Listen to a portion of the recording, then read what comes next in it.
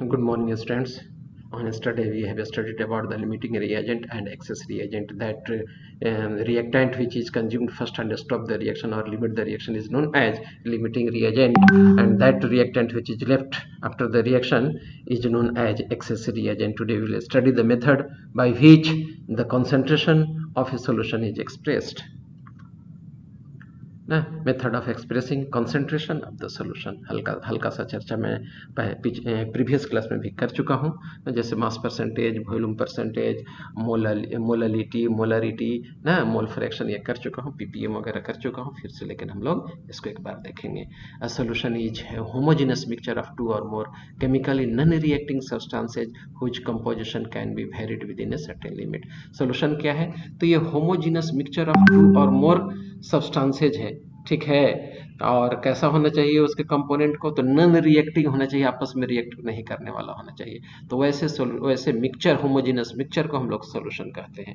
और the amount of solute present in 100 gram of the solution is known as its concentration. Suppose कि आप क्या कोई guest के आप शरबत बना के दिए, 100 ml वाटर में कितना चीनी डालें वही उसका कंसंट्रेशन, वही उसका मिठास को इंडिकेट करेगा. कंसंट्रेशन मीन्स हम लोग डेली लाइफ में उसको मिठास से इंडिकेट करते हैं. जितना ज़्यादा कॉन्सेंट्रेटेड होगा उतना ज़्यादा मीठा होगा, कॉन्सेंट्रेटेड कम होगा, डाइल्यूट ज़्यादा होगा तो मिठास कम होगा ना.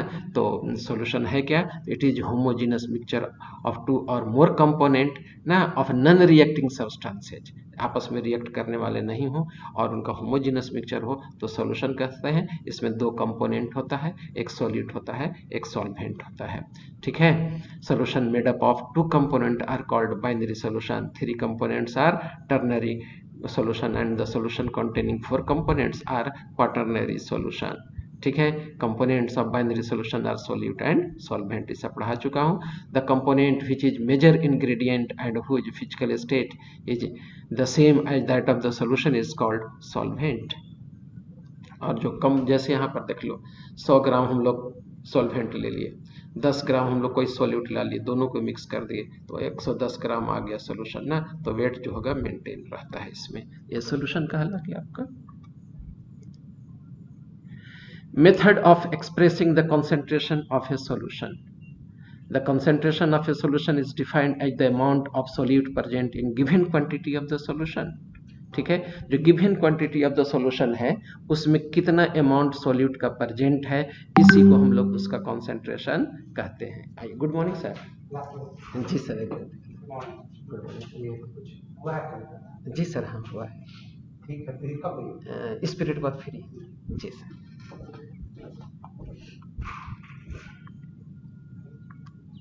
Solution containing relatively high concentration of the solute are called concentrated solution.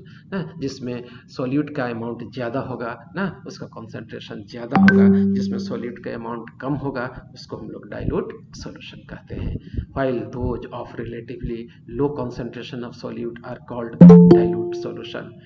जिसमें आपका concentration कम हो, ठीक है, तो उसको हम लोग dilute solution कहते हैं. कैसा solution कहते हैं? तो dilute सॉल्यूशन कहते हैं.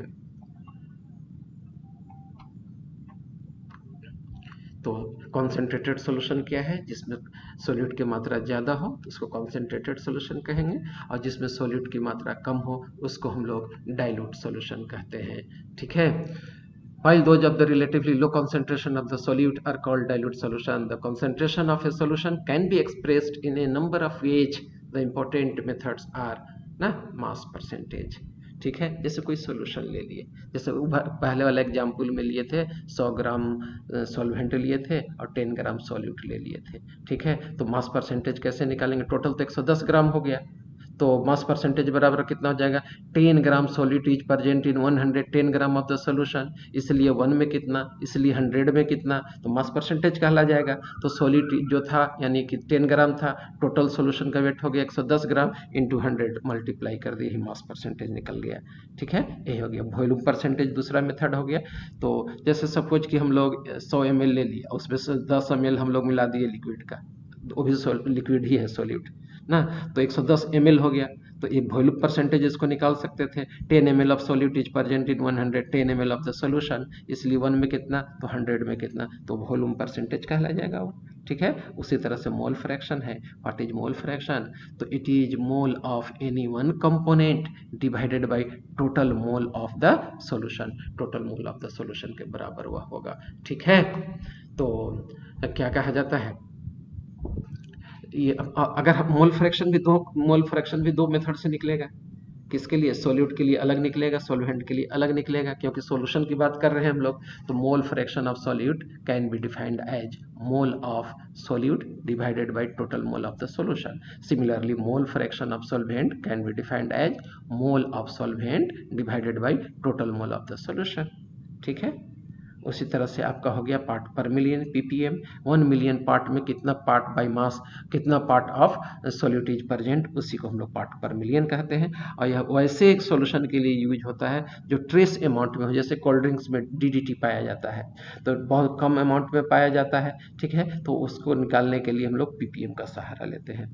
मोलरिटी हो गया number of mole of solute dissolved in 1 litre of the solution. ठीक है, और दूसरा हो गया molality, number of mole of solute dissolved in 1 kg of the solution, तो उसको मोललिटी कहते हैं। ठीक है, एक एक करके फिर से मैं आपको एक्सप्लेन करूंगा। ठीक है, आइए देखिए मास परसेंटेज ना, it is the amount of solute in gram present in 100 gram of the solution. 100 gram of the solution में कितना अमाउंट सॉल्यूट का प्रेजेंट है, उसी को मास परसेंटेज कहते हैं। यानी mass percentage of the solute बराबर क्या हो गया, मास of the solute divided by total mass of the solution into 100। वही यूनिटरी सिस्टम से निकालने के लिए जो मैं बताया वही बन जाएगा। A 5% solution of sodium chloride means that 5 gram of NaCl is present in 100 gram of the solution.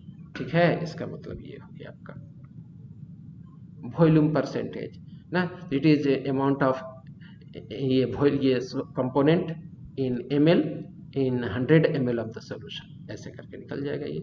It is volume of the solution present per part by volume of the solution. और यहाँ per unit कुछ भी ले सकते हैं, litre में लीजिए या ml में लीजिए।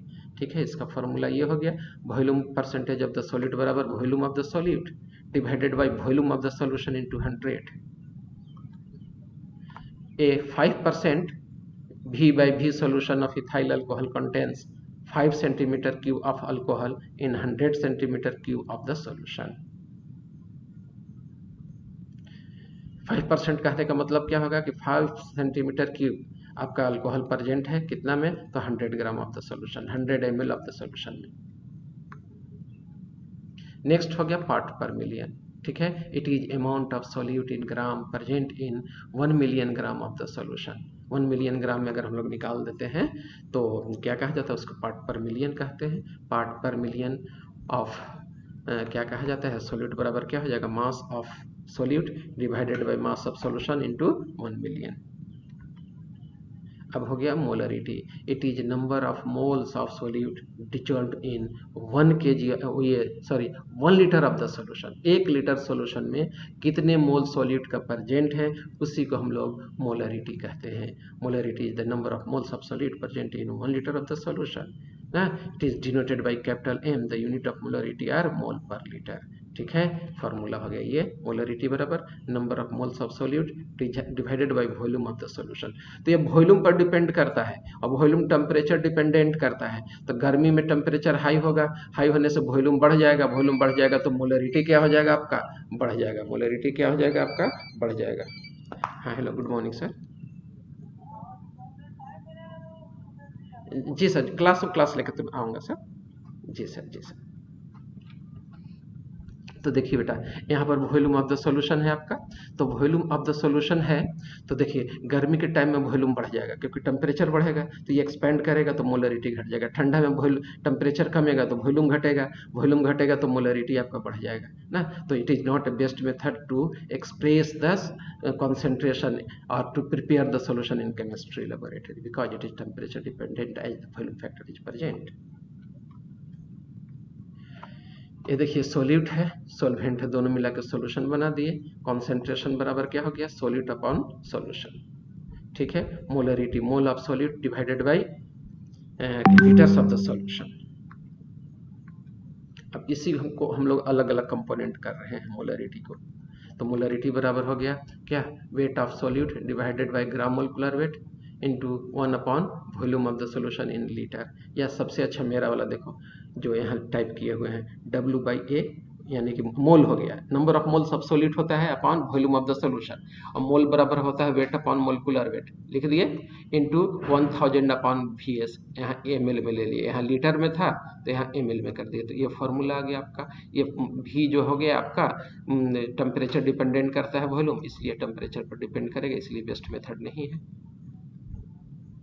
ना। ये हो गया आपका मोलरिटी का फॉर्मूला। और हो गया नेक्स्ट हो गया आपका, हाँ, मोलरिटी इक्वेशन कैसे लिखेंगे। When A solution of molarity M1 and volume V1 is diluted with the solvent to get the solution of the molarity M2 and volume V2, then M1 V1 बराबर M2 V2 लिखाएगा। एक formula याद रखिएगा, law of equivalence कहलाता है ये ना। जैसे दो सॉल्यूशन है, ठीक है, और दोनों को हम लोग मिक्स करके बना रहे हैं, तो दोनों का स्ट्रेंथ क्या होगा हम लोग कैलकुलेट कर सकते हैं। या when A solution of molarity M1 and volume V1 is diluted with the solvent to get the solution of the molarity M2 then the volume V2 ना। जैसे कोई हम लोग का कोई सॉल्यूशन था जिसका मोलरिटी M1 था, वॉल्यूम V1 था, तो पानी मिला दिए तो उसका मोलरिटी जो है चेंज हो जाएगा, M2 हो जाएगा, वॉल्यूम V2 हो गया, ठीक है। तो दोनों इक्वल हो जाएगा, दोनों का प्रोडक्ट जो होगा हमेशा इक्वल होता है, इसी को लॉ ऑफ इक्विवेलेंट कहते हैं, ठीक है। तो मोलरिटी और इसका वॉल्यूम का प्रोडक्ट, इसके मोलरिटी और इसके वॉल्यूम का प्रोडक्ट दोनों इक्वल होता है, याद रखेंगे आप। ये टाइट्रेशन में ये काम आएगा। Mole fraction, number of mole of any one component to that of total mole of the solution, यही हो गया। चलिए, तो ये दो तरह का हो गया। एक्स जहां पर है वो एक्स नहीं पढ़ाता बल्कि काई पढ़ाता है, ठीक है। मोल फ्रैक्शन ऑफ सॉल्यूट बराबर mole of the solute divided by total mole of the solution. Mole fraction of solvent उसी तरह से क्या लिख देंगे, mole of the solvent divided by total mole of the solution लिख देंगे, ठीक है। Molality is defined as number of moles of solute present in 1 kg of the solution. Molality को स्मॉल लिखते हैं, ठीक है। और 1 kg सॉल्यूशन में या 1000 ग्राम सॉल्यूशन में जितने नंबर ऑफ मोल सॉल्यूट के प्रेजेंट होंगे उसी को हम लोग मोललिटी कहते हैं। क्या कहते हैं, मोललिटी कहते हैं, यानी कि weight upon molecular weight into 1000 upon weight of solvent ना, यही हो गया यहाँ मोललिटी, ठीक है। तो देखो नंबर ऑफ मोल्स, यहाँ मास ऑफ द सॉल्वेंट आ गया in gram. Mass is fix, it does not change, ठीक है। मास चेंज नहीं होता है। गर्मी में ऐसा नहीं कि मेरा केमिस्ट्री सर का वेट 80 kg है और ठंडा में क्या कहा जाता है इनका वेट 20 kg हो जाएगा या 80 kg से घटकर 75 kg होगा, ऐसा नहीं होगा। मास हर आदमी का फिक्स होता है। That means it mass is temperature independent, therefore molality does not depend in temperature, therefore molality of the solution will be remain fixed in the chemistry laboratory, therefore molality is the best method to prepare the concentration of the solution or prepare the solution in terms of molality। n kg of the solvent ले लिए, x mole of solute डाल दिए, ठीक है। जो solution बना, ठीक है, वही उसका क्या कहलाएगा, मोललिटी कहलाएगा। यानी मोललिटी बराबर mole of solute divided by mass of solvent in kg, ठीक है। Thank you, have a nice day. ये आपका चैप्टर आपका फिनिश हो गया, ठीक है। कौन सा चैप्टर है आपका, यानी कि सम बेसिक कंसेप्ट वाला। तो आइए अब हम लोग थोड़ा सा कुछ न्यूमेरिकल आपको मैं सॉल्व करने के लिए सिखाता हूं, ठीक है। न्यूमेरिकल कैसे सॉल्व करेंगे मैं इसको आपको बताऊंगा आज। हाँ बेटा बोलिए। मोललिटी फिर से बता दीजिए। मोलरिटी दोनों बता देते हैं फिर से ना, चलिए।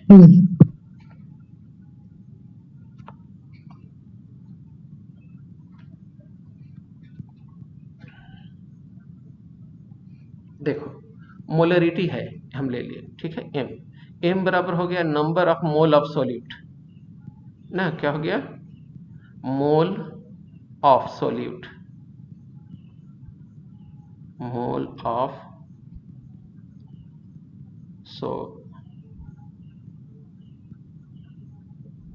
सॉल्यूट, ठीक है, upon molarity, molarity capital M ना, दोनों समझाएंगे बेटा, मोलरिटी समझा रहा हूं पहले मैं, upon volume of the solution in litre.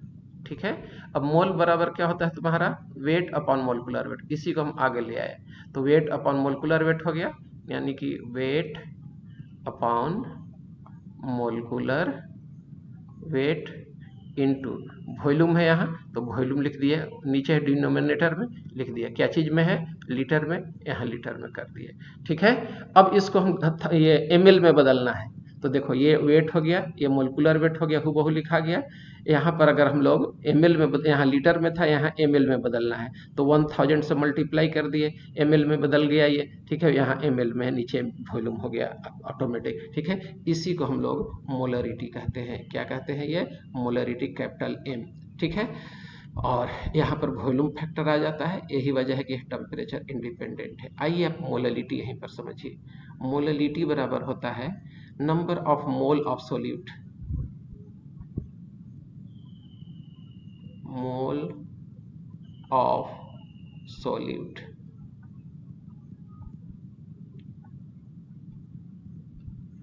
Solute divided by आपका क्या हो गया, पर केजी ऑफ द सॉल्यूशन, यानी कि वेट ऑफ सॉल्वेंट, पर केजी ऑफ द सॉल्वेंट होता है wait of solvent, weight of solvent. ठीक है, किस चीज में है, तो यह केजी में लिया गया है।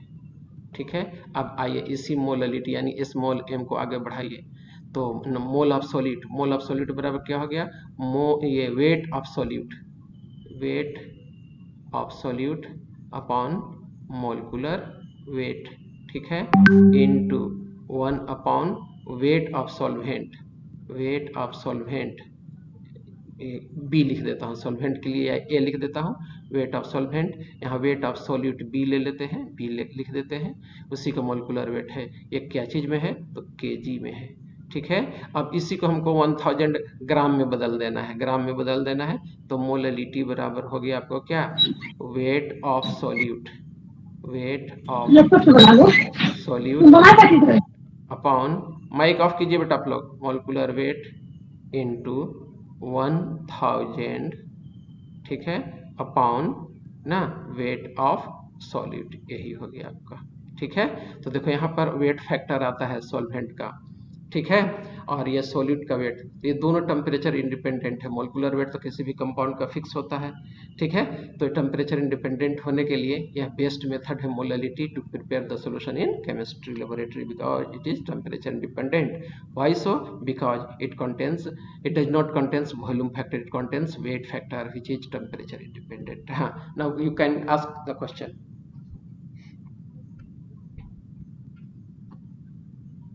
चलिए बेटा क्वेश्चन पूछिए।